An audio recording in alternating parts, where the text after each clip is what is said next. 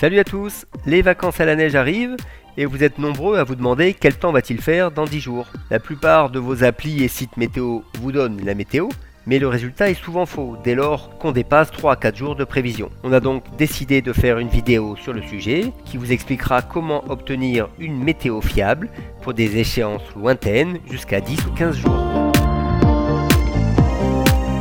Alors commençons par choisir le site internet qui va bien.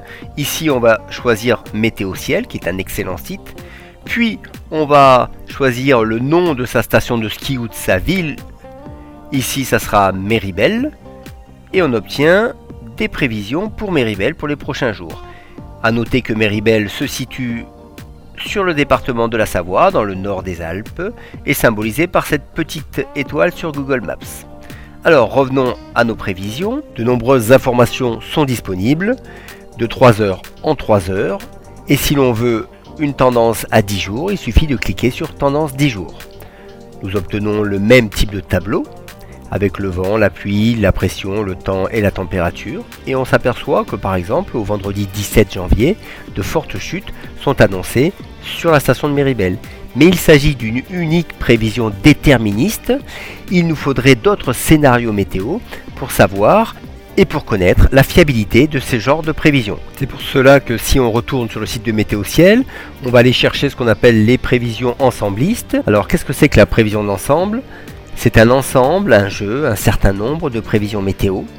C'est un complément à la prévision unique qu'on appelle prévision déterministe et cela se fait sous forme de prévision météorologique probabiliste. Le but, c'est de déterminer l'évolution la plus probable pour des échéances pouvant aller au-delà de 10 à 15 jours. Les prévisions d'ensemble sont disponibles en bas à gauche du site en cliquant sur la ligne Ensemble.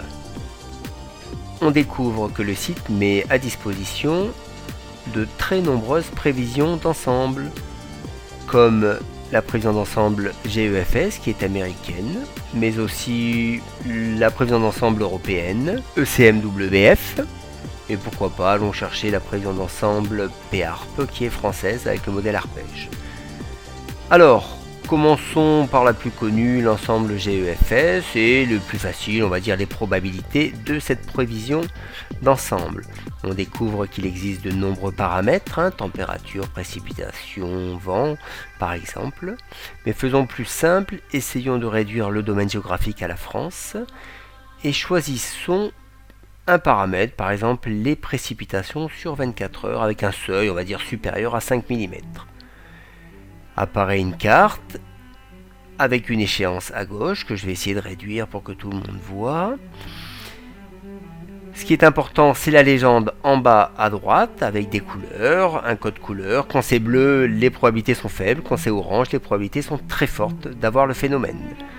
Il nous suffit donc de faire dérouler l'échéance à gauche pour voir la probabilité plus ou moins importante du phénomène des précipitations. N'oubliez pas qu'il s'agit d'un ensemble de différentes prévisions météo, d'où une présentation sous forme de probabilité. Alors si on continue de regarder les prévisions jour après jour, et qu'on s'arrête sur le vendredi 17 janvier, on s'aperçoit que sur les Alpes du Nord et Méribel, les couleurs sont bleues, donc en fait on a à peine 30% de chance d'avoir de la neige.